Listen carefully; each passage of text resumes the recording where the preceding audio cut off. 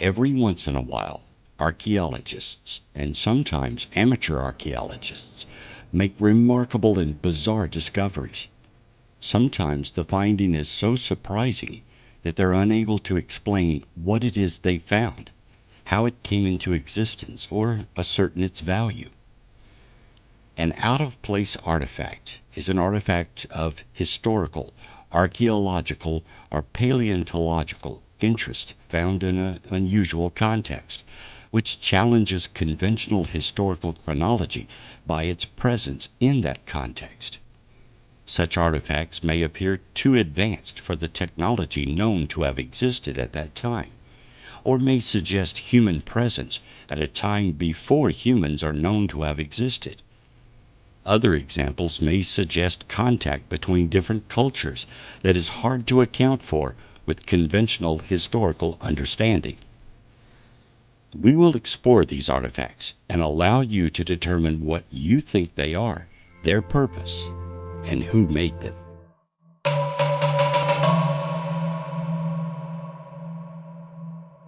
Giant walls are built to keep people out, or keep people in. They are barriers, usually built for political reasons to hold off an invading army or group of unwanted people. In some cases, they may be used to house people or protect animals. In any case, a wall is something of a huge discovery in archaeology. If you ever find yourself driving through Rockwall, Texas, you may ask yourself why this suburb of Dallas is called Rockwall. Well, there is an ancient wall there. You can't see it because it's buried, but it's there. For over 160 years, scientists have claimed the wall is nothing more than a natural formation. Most people living in Rockwall, Texas, do not even know that their city is named after an ancient rock wall city, complete with a skull of a giant that was found while some people were digging a well looking for water a long time ago. The wall is an almost perfect rectangle, 4 miles wide and 7 miles, encompassing more than 20 square miles long, with most of the wall being buried. The top of the wall, at all outcroppings found to date, have a uniform elevation of 550 feet above mean sea level. Mary Patty Wade Gibson is the granddaughter of T.U. Wade, founder of the wall at the Rockwall County Historical Foundation. She described the additional digging her grandfather and other men did at the home site. In her description were cubicles or rooms constructed of stone which you could walk through and would reach a corridor which seemed to run in a direction into the hill that the town square sits upon. She told of an incident in 1906 of 2 unidentified men digging out the corridor which had apparently been filled with erosion. Their intent was to reach a room or cavity under the town which might be full of gold, apparently derived from a story from Indian legend. The ceiling of the corridor had steep slopes, describing a Gothic-type arched ceiling, much like the Mayans built, and the further into the corridor the 2 men excavated, the steeper the slope of the ceiling became. Consequently, the men, fearful of a structural failure, abandoned their search for gold. Mary Patty Gibson also says that during her grandfather's exploration of the wall, he discovered on the outside the wall went straight down. On the inside, she described the wall going down to about 40 feet, curves inward, and becomes much thicker. Additional information provided by the daughter of the late Mr. Deweese, an early settler of Rockwall, who described a doorway with a diagonal-shaped stone in the wall at the Wade residence on Highway 66.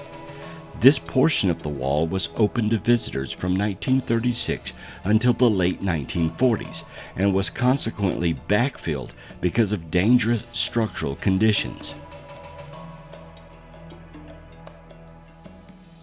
In 1949, a Mr. Sanders of Fort Worth, Texas, did an excavation of the wall. From this excavation, 4 large stones were brought up, with the largest weighing approximately 2 tons.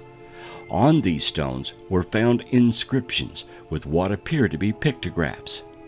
The Dallas Morning News on the 5th of November 1967 reported that back in the 1920s, T.H. Meredith said a well was dug on his farm just east of the town of Rockwall, and Mr. Meredith declared that though digging went alongside a masonry wall which seemed to have an arch over a doorway or window.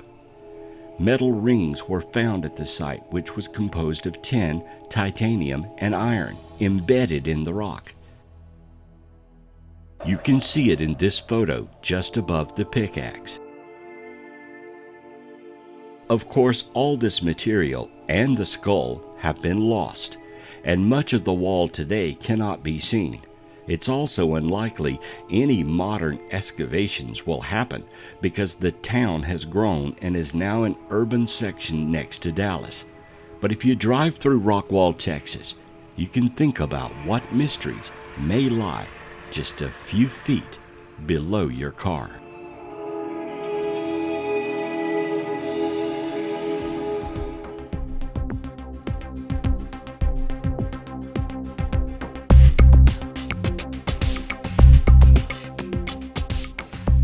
Women today carry a purse.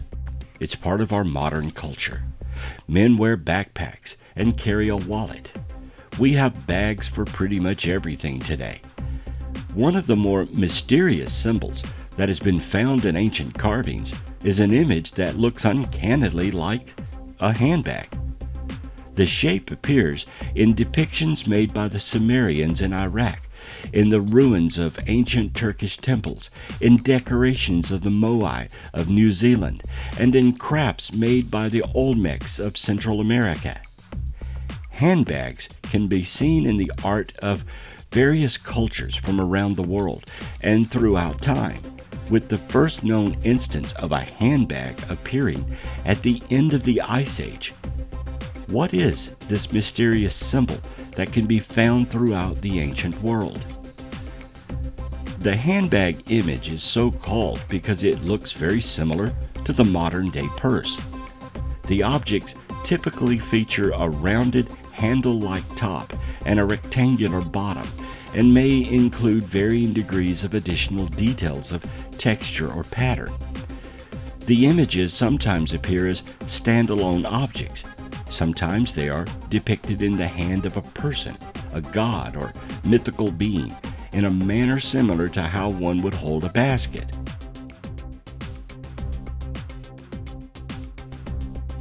One of the earliest instances of the handbag motif can be seen in the ruins of Göbekli Tepe, located at the top of a mountain range in southeast Turkey. Dating back to approximately 11,000 BC, Göbekli Tepe is one of the oldest temple complexes ever discovered. The exact purpose of the mountain sanctuary is unknown. However, it appears that the temple may have served as a site for religious sacrifices. The walls and pillars of the temple were decorated with finely carved animal gods and mythical creatures, perhaps in an effort to portray the many different creations of the cosmos. Amidst these other carvings are 3 handbags. Experts believe that early religions worshipped the fundamental elements of life on Earth. Therefore, the 3 Göbekli Tepe handbags, taken as an early form of those icons, could be said to symbolically define the site as a temple. Elsewhere, the handbag image shows up with striking similarities in 2 stone reliefs, one made by the Assyrians of ancient Iraq, sometime between 880 to 859 BC, and the other made by the Olmecs of ancient Mesoamerica, sometime between 1200 and 400 BC. In both of these images, a man-like figure carries the handbag in his hand, as if it were a basket or purse. When used in Assyrian art, it is said the purse holds magic dust. When depicted in Olmec art, they postulate that it contains herbs for getting high. This suggests that the handbag may have been a standard of measurement uniquely discovered by both cultures. In any case, these handbags appear on statues and reliefs all around the world and are very similar. What were they? What did they contain? And why was it important to depict this symbol in statues and art thousands of years ago?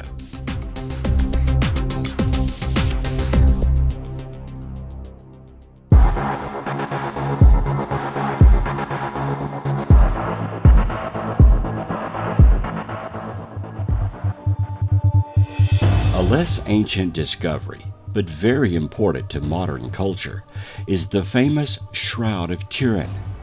The shroud is said to be an ancient cloth that covered the body of Jesus Christ when he ascended from his tomb. The power of his ascension caused an image of his body on the cloth. Determining if the shroud is authentic means following its timeline from the tomb to Italy, where it is now. The history of the shroud from the 15th century is well recorded.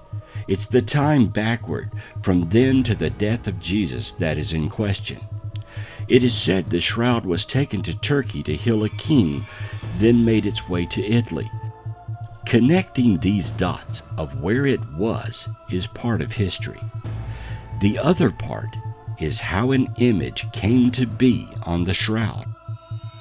Tests have shown it is not a painting or contains pigments of an impression. Pollens from the cloth seem to tell its origin is indeed from the correct area Jesus was buried. There are several reddish stains on the shroud suggesting blood, but it is uncertain whether these stains were produced at the same time as the image or afterwards.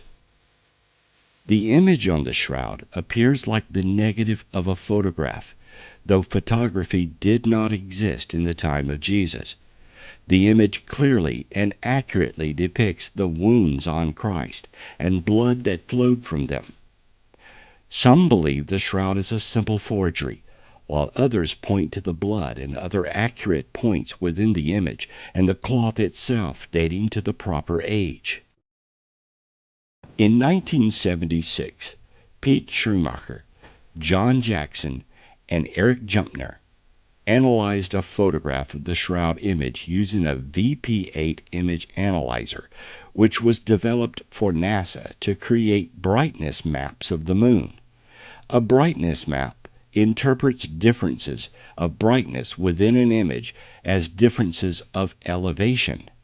They found that, unlike any photograph they had analyzed, the shroud image has the property of decoding into a three-dimensional image, when the darker parts of the image are interpreted to be those features of the man that they were closest to on the shroud, and the lighter areas of the image of those features that were farthest.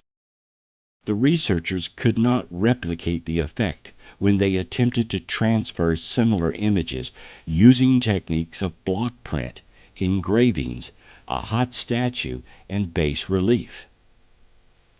The Shroud of Turin is either an accurate image of Christ on cloth, or it is the cleverest forgery ever constructed by an early man. In May of 2018, Turin's International Center of Sinology held its annual meeting in Chambéry, France. The primary topic of discussion was a new reevaluation of its carbon dating.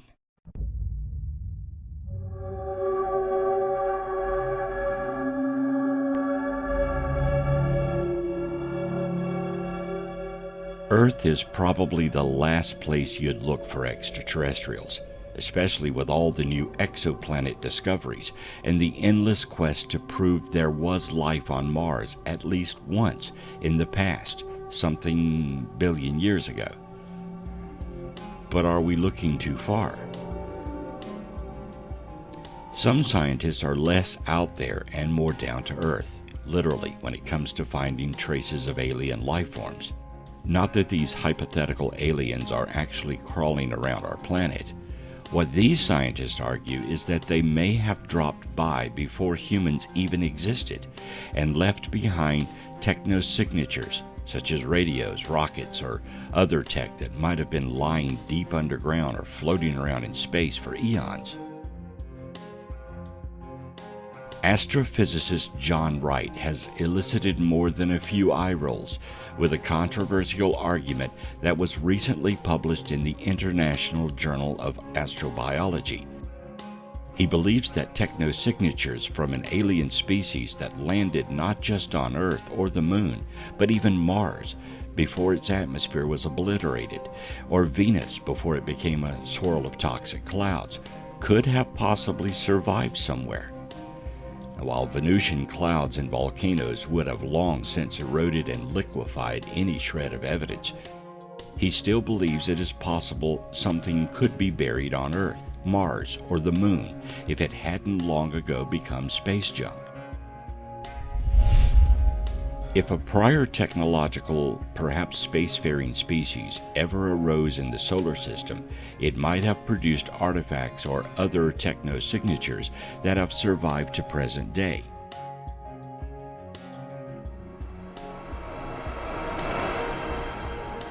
Meaning solar system artifacts provides a potential path to resolving an astrobiology question. Wright doesn't believe aliens actually lived on Earth, and even if they had, erosion and ever-shifting land masses would have turned any trace of them to dust. Hypothetical alien trash would have had a much better chance of surviving in the subsurface of Mars, away from the solar winds and radiation it constantly gets blasted with, and too deep to be smashed by meteorite impacts. The red planet also has no plate tectonics to crush any ancient computers or whatever they might have scattered around. Other scientists are more skeptical, possibly because we haven't yet found any prehistoric ray guns or radio transmitters next to a T-Rex skeleton.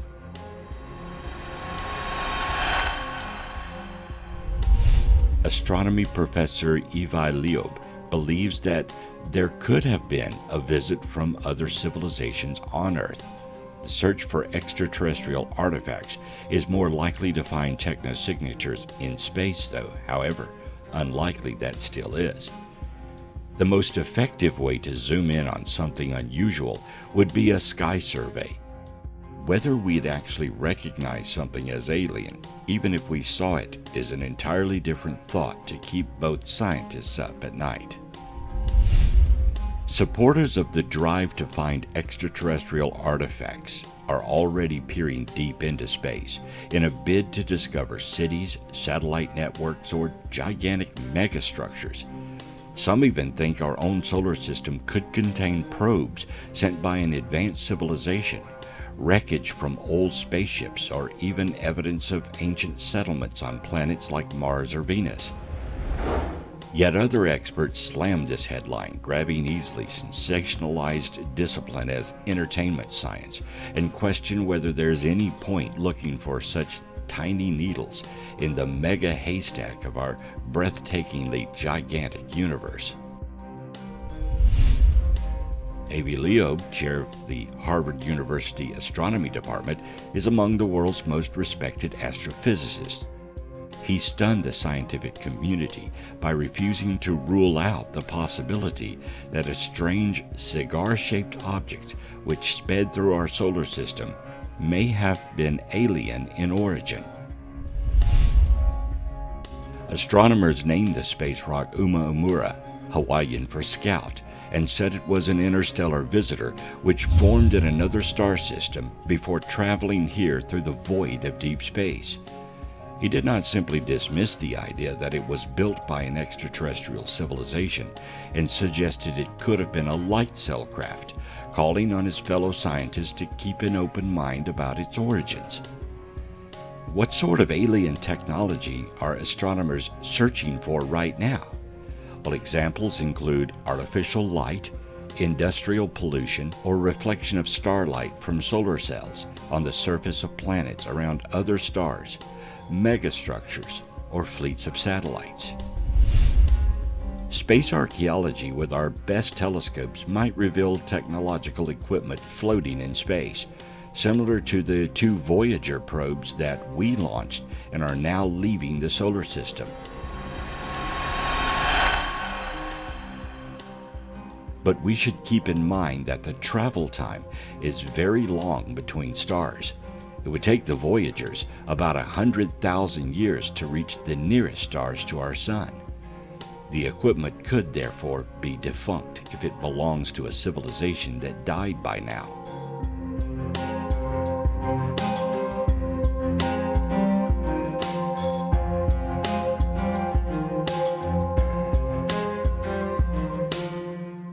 The artifacts we're most likely to find include the defunct debris of highly sophisticated technologies, which could be the wreckage of alien spaceships. Perhaps our best way to put our hands on them is to find objects that collide with Earth and survive as meteorites.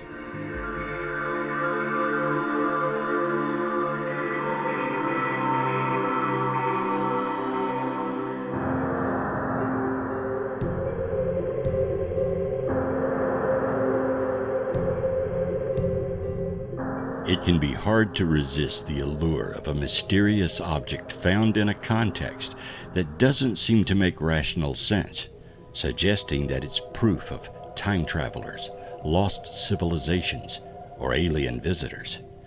You don't have to be a conspiracy theorist or a cryptozoologist to marvel at a bizarre computer-like device that dates back to ancient Greece, or a 2,000-year-old battery found outside of Baghdad in the 1930s.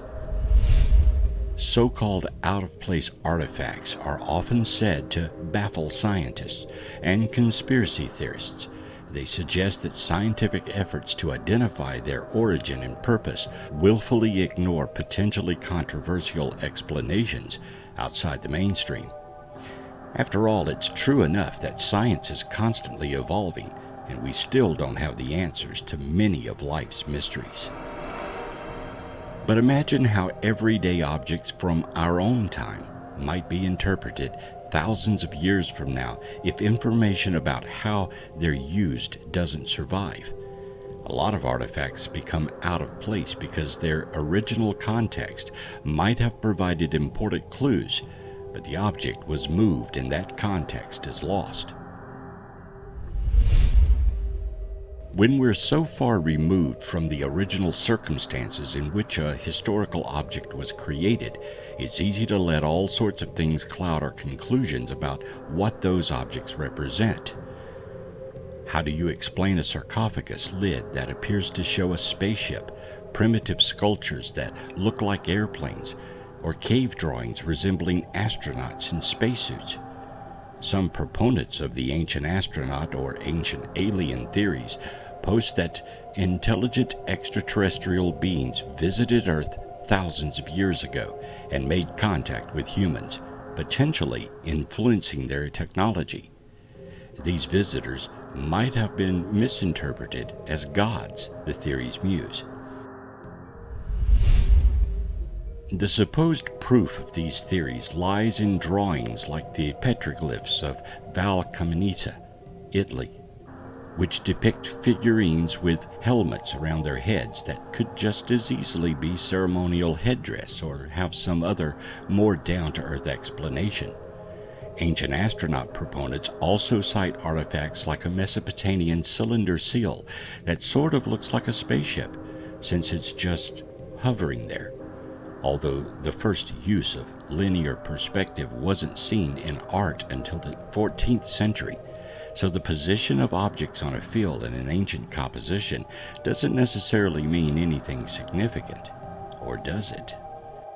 A 1968 best-selling book by Eric von Däniken interprets imagery on the lid of a stone tube belonging to Pascal the Great, a Mayan ruler who died in the year 683 CE, as a depiction of extraterrestrial influence on the ancient Maya. In the center of the frame is a man sitting, bending forward. He has a mask on his nose. He uses his 2 hands to manipulate some controls, and his left foot is on a kind of pedal with different adjustments. The rear portion is separated from him. He is seated on a complicated chair, and outside of this whole frame you see a little flame like exhaust. Or Pascal could be sitting on a pillar in front of a stylized temple, among many other plausible explanations.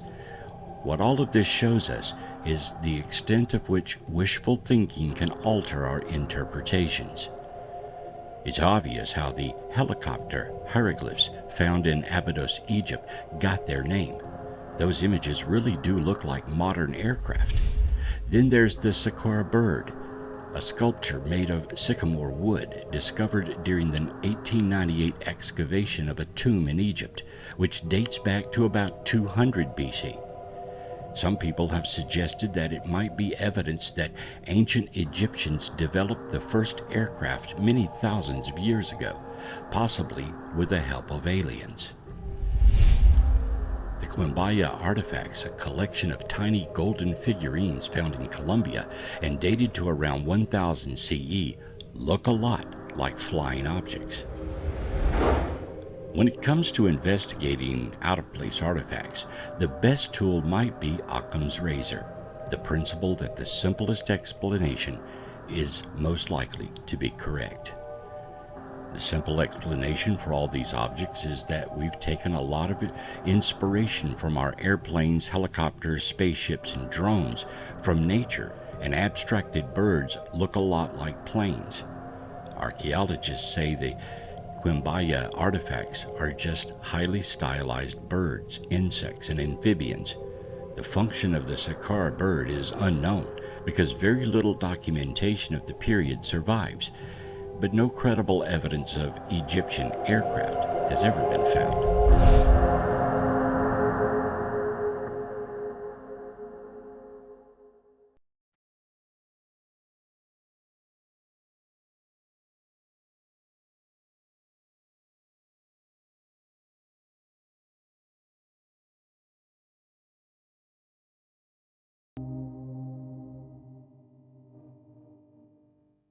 The popularity of the ancient alien architect theory has grown to great prevalence.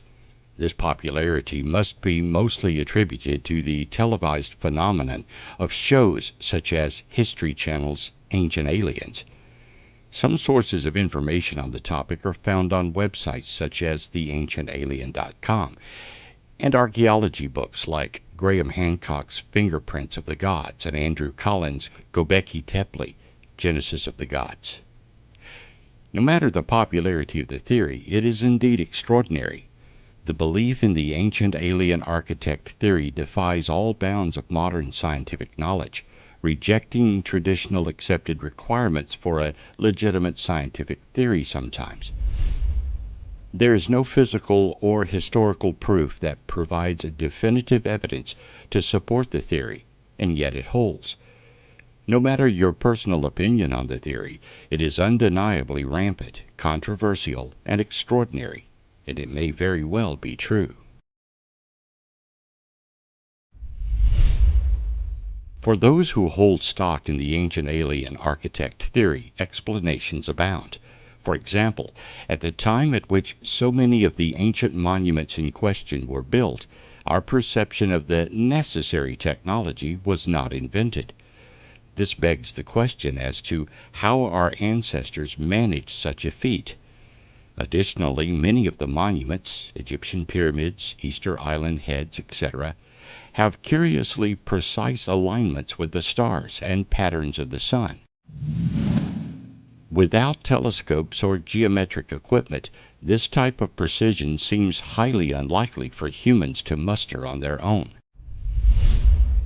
Interpretations of cave etchings and hieroglyphics seem to reveal images of helicopter-type vehicles and structures reminiscent of a flying saucer. Had our ancestors not been visited by ancient alien architects, how and why would these images appear? Lastly, there is undeniable similarity between structures that were built hundreds and thousands of years and miles apart. Without ever having seen these other locations, how did our ancestors duplicate them? To those who accept the ancient alien architect theory, it seems that the only logical explanation to these mysteries was the visitation of higher intelligence race of aliens. On the other hand, there are many who reject the idea of the ancient alien architect theory. From a technological standpoint, it is true that scientists are still working on figuring out how exactly our ancestors managed such large architectural feats. However, modern discoveries and research has uncovered explanations and theories based in legitimate scientific process. For example, a recent study based out of Egypt led to the discovery that water can be utilized to make the transportation of heavy blocks easier. This sheds light of the question as to how our ancestors managed to move such heavy objects without modern-day technology. Circumpolar stars such as Polaris and lines of rope could have been utilized as a method of aligning the buildings so precisely with star patterns. While scientists and archaeologists acknowledge that these actions would have been difficult, they would not have been impossible. Documents and building plans have been found in places such as Egypt as well, describing the large work forces utilized in these projects. For those who reject the theory, they see no actual evidence of its claims. They seek proof in traditional and logical scientific process. Those who believe the ancient alien architect theory are not alone. Believers come from every walk of life, every age, and every socio-economic status. There is a social fascination with the topic, and it is widely popular across many platforms. Social media, television shows, blogs, and even support groups devoted to the theory allow believers to hold strong. The prevalence of the show Ancient Aliens undoubtedly attracts many to this theory. Movies like The Day After Tomorrow and Independence Day, while not focused primarily on ancient architects, promote fascination with alien conceptualization. All of these platforms make it hard to ignore the topic and allow believers more and more outlets to solidify their convictions.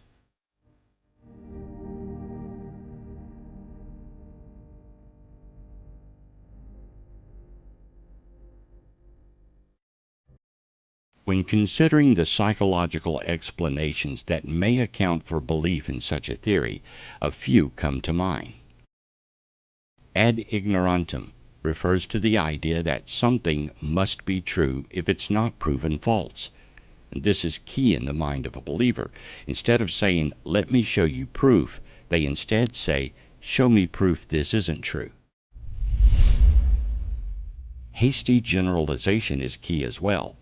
Jumping to a conclusion based off insufficient evidence is found in nearly every claim within the ancient alien architect theory. This ties in with the slippery slope ideas as well. A small idea is conjectured, and instead of analyzing or trying to disprove it, the idea snowballs into an entire theory. For example, when considering the issue of how the pyramids were built, some argue that hieroglyphics found on site resemble helicopters. A believer assumes this to mean that a helicopter-type vehicle was present, and since humans did not have that kind of technology, they then assume that an extraterrestrial visitor must have brought it. And so if they were present, they must have been helping with the construction of the seemingly impossible pyramid construction. Instead of accepting alternate explanations, a generalized theory is created and seemingly explains the mystery. Now, these psychological explanations account for why so many fall into this belief pattern. It seems nearly impossible to reject an idea when everything seemingly fits. The characteristics of pseudoscience are tricky and can make almost any issue believable. Humans seek explanation and the comfort of understanding. When tackling an issue such as those ancient marvels, it is natural to search for any explanation, because it defies what we see as possible. This is where the ancient alien architect theory gains so much attention. and how it continues to spread. Just outside Cairo in Giza, the most famous of Egypt's pyramids rise from the desert. Built more than 4,500 years ago, the pyramids of Giza are monumental tombs where ancient queens and pharaohs were buried. But how exactly did the Egyptians build these things? The Great Pyramid is made of millions of precisely hewn stones, weighing at least 2 tons each. Even with today's cranes and other construction equipment, building a pyramid as big as that of the pharaohs would be a formidable challenge. And then there's the astronomical configuration of the pyramids, which is said to align with the stars in Orion's belt. As well, ancient theorists often point to the fact that these 3 pyramids are in a way in better shape than others built centuries later. So, are Egypt's pyramids artifacts of aliens?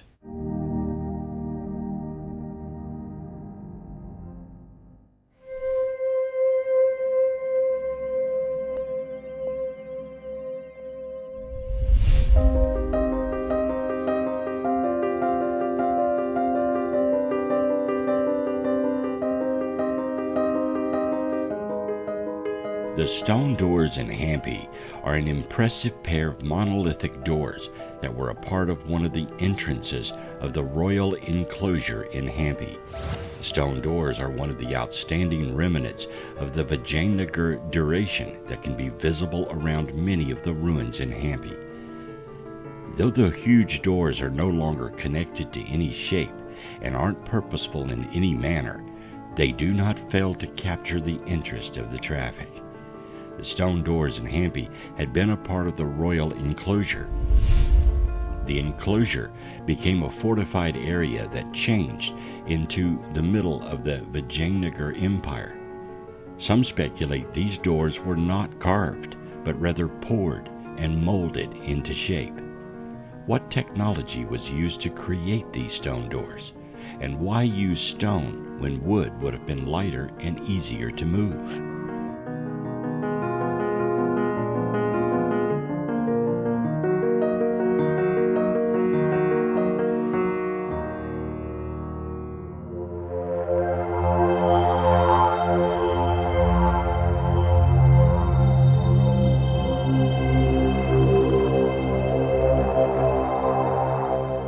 Giant skulls. Really? What's up with that? The truth is, giant skulls are very real and have been found worldwide. First, let me warn you that there are a bunch of fake giant skull photos floating around the internet. So if you see one, do your own research and determine if it is real or fake. You see, there was a contest not long ago to make giant skull images in Photoshop, and all of those contest entries are out there now being mixed up with the real ones. So let's take a look at the reality versus the misinformation.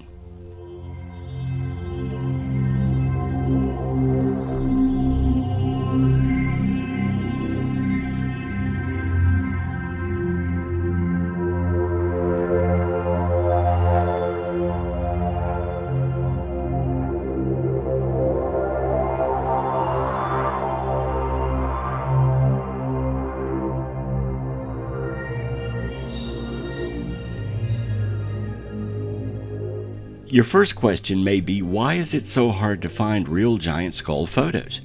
Well, the reason is simple. Under the Native American Graves Protection and Repatriation Act, a federal law was passed in 1990 requiring Native American artifacts and remains to be handed over to culturally affiliated tribes or provable descendants and then reburied. The few skulls that remain in anthropological facilities cannot be photographed under this law. So all photos of the existence of giant skulls were taken before 1990. The other issue is that because giants didn't fit the religious criteria of early explorers and researchers, they were often dismissed or even destroyed. Many were sent to the Smithsonian and subsequently destroyed by the curator who back in the early 1930s thought it was against his beliefs and didn't fit his personal anthropology theories. So, let's take a look at some real giant skulls.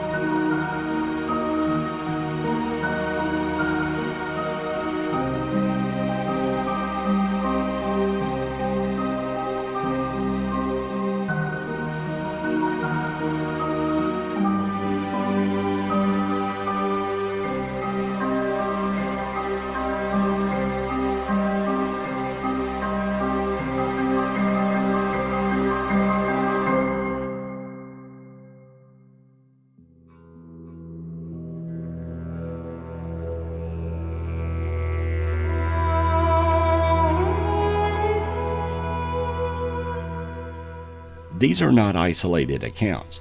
There are literally hundreds of reports around the turn of the century describing large bones and skulls, many from accredited newspapers and doctors. So why the mystery?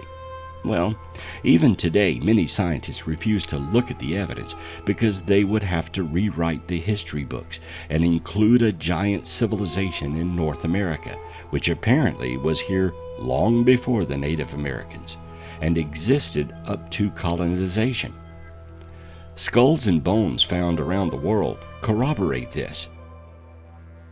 With the lack of physical evidence and the mysteries surrounding many of these finds, science just can't be bothered to take a serious look at the obvious. Our only hope is that sometime in the near future, someone somewhere digs up a new find and is wise enough to photograph and document it before it can be taken away.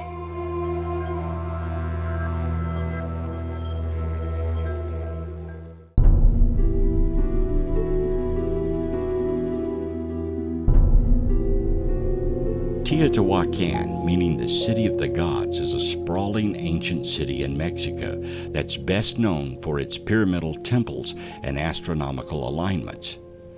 Built more than 2,000 years ago, Teotihuacan's age, size, and complexity can make it seem otherworldly.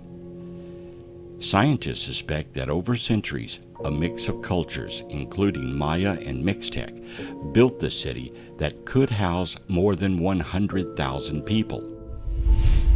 With its murals, tools, transportation system, and evidence of advanced agricultural practices, Teotihuacan is often considered much more technologically developed than should have been possible in pre-Aztec Mexico. By far the most well-known of Teotihuacan's buildings is the massive Pyramid of the Sun, one of the largest such constructions in the Western Hemisphere. The pyramid's curious alignment is believed to be based on calendrical cycles. What inspired them to build this? Could it have been an alien intervention?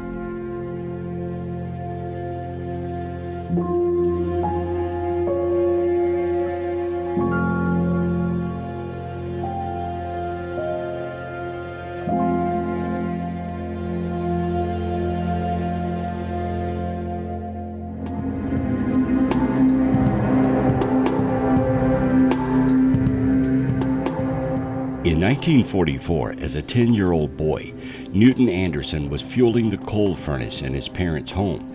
He dropped a lump of coal onto the basement floor and it broke in half, revealing that it contained a bell inside. The coal that was mined near his house in Upshur County, West Virginia, is about 300 million years old. What is a brass bell with an iron clapper doing in coal ascribed to the Carboniferous period?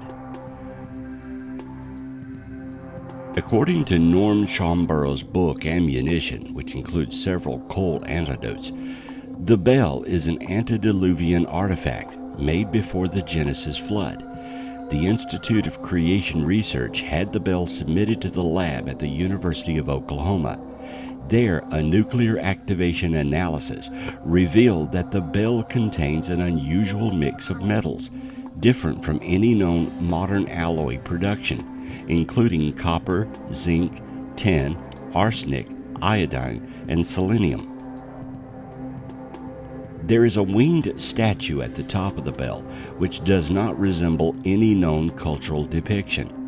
The closest depictions with similarities would be the Babylonian southwest wind demon called Pazuzu. There is a headpiece missing on the bell, which may have indicated the bell statue was taller. This is not the only artifact found in coal millions of years old. An iron pot was found in coal in Oklahoma.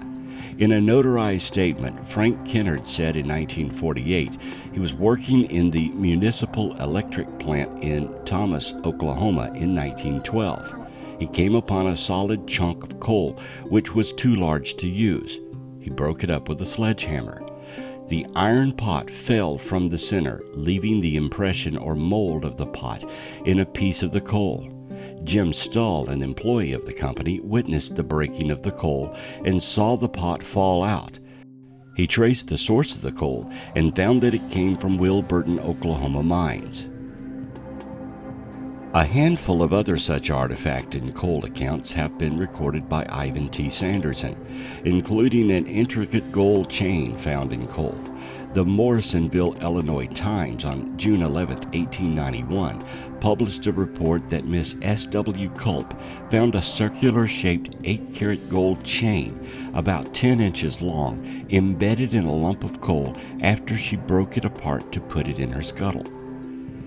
The chain was described as antique and of quaint workmanship. The story said only part of the chain was revealed when she first broke open the coal, and that the rest of the chain remained buried within the coal. The coal came from one of the southern Illinois mines. Unfortunately, the artifact has since disappeared. Objects that are millions of years old can only mean there was a civilization predating our modern culture. Who made these items eons ago? This question will probably never be answered.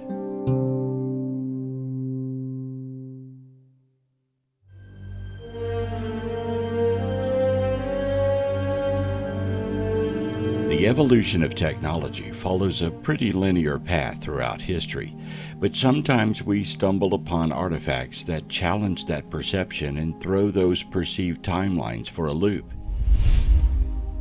To some, these out-of-place artifacts are none other than ancient alien technology, providing our ancestors were once visited by an advanced race, while others maintain it's evidence we've underestimated the technological faculties of our ancestors. Growing up, most of us were taught that the Egyptians built the pyramids through primitive means, using simple pulleys and brute force from slave labor. But under deeper scrutiny, this explanation doesn't seem to make sense.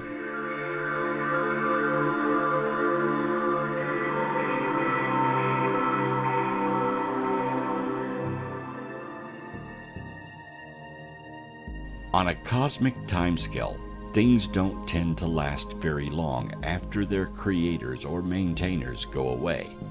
So what about the possibility of finding alien probes near the Earth? There's no reason to think that such probes couldn't be constructed, but you would have to build an enormous number of them for us to notice one flying through the solar system.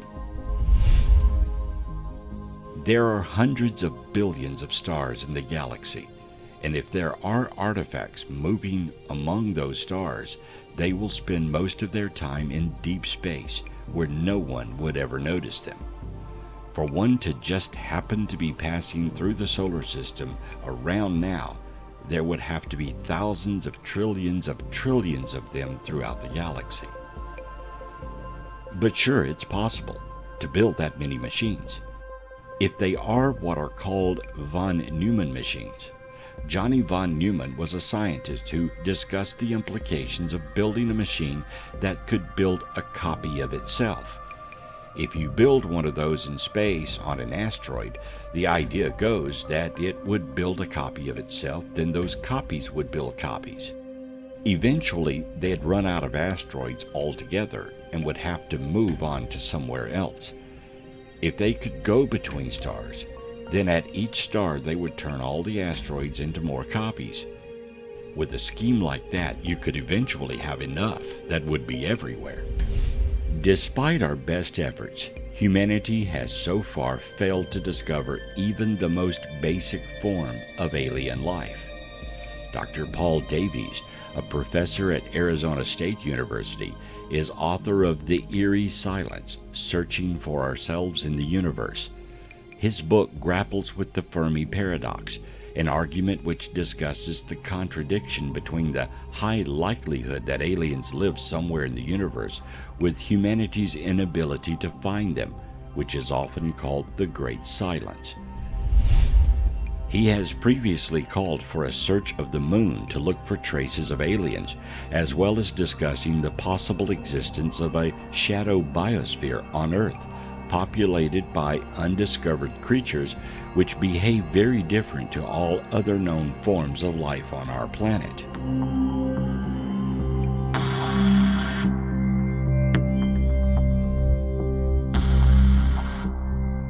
Dropa stones are said by some ufologists and pseudo-archaeologists to be a series of at least 716 circular stone discs dating back 12,000 years, on which tiny hieroglyphic-like markings may be found. Each disc is claimed to measure up to 1 foot in diameter and carry 2 grooves, originating from a hole in their center, in the form of a double spiral. The hieroglyphic-like markings are said to be found in these grooves. No record has been found of the stones being displayed in any of the world's museums, and their current whereabouts are unknown. In 1962, a Chinese researcher, Nui, was reported to have concluded that the grooves on the discs were actually very tiny hieroglyphs, none of which were a pattern that had been seen before, and which can only be seen with the use of a magnifying glass.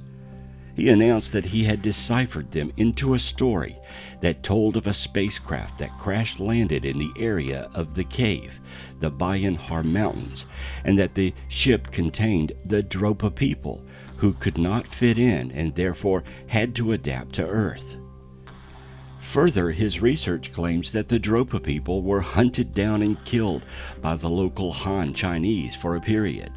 Nui noted specifically that one glyph apparently said, "The Dropa came down from the clouds in their aircraft. Our men, women, and children hid in the caves 10 times before sunrise. When at last we understood the sign language of the Dropas, we realized that the newcomers had peaceful intentions." Nui is said to have published his findings in 1962 in a professional journal and was subsequently ridiculed and met with disbelief. Shortly afterwards, he's said to have gone to Japan in a self-imposed exile, where he died not long after he completed the manuscript of his work. The stones themselves seem to have disappeared. The stone discs were supposedly stored in various museums across China. However, none of these museums have any records or traces of Dropa stones ever being there. They obviously existed because there are photographs of them. What are these stone discs, and where did they come from? Is the story they tell true, and if so, is there any proof other than the stones? The mysterious discovery was allegedly made in 1930 when Chi Pu-ti, an archaeology professor at Peking University, and his students were on an expedition to explore a series of caves in the inaccessible mountains near Tibet, which were supposedly carved artificially in a system of underground tunnels and pantries. Now, according to these events, it said that Professor Chu Pt and his students found tombs with skeletons of 4 to 6 feet in height buried inside them. The skeletons had abnormally large heads and small, thin, and fragile bodies. In addition to the skeletal remains, Professor Chu Pt and his students discovered countless other items. After the studies on the Dropa stones, researchers turned their attention to the people in the area themselves. What happened to the Dropa? The cave area where the stones were located still had 2 tribes living in the vicinity, the Dropas and the Khams. Archaeologists were called in to determine where the 2 tribes originated from, but were unable to relate either tribe to a known race. They also noticed that the people in these tribes had a very short average height and abnormally large heads and eye sockets. They were extremely thin characters with a very obvious yellow tinge to their skin color. Could these be the direct ancestors to the Dropa?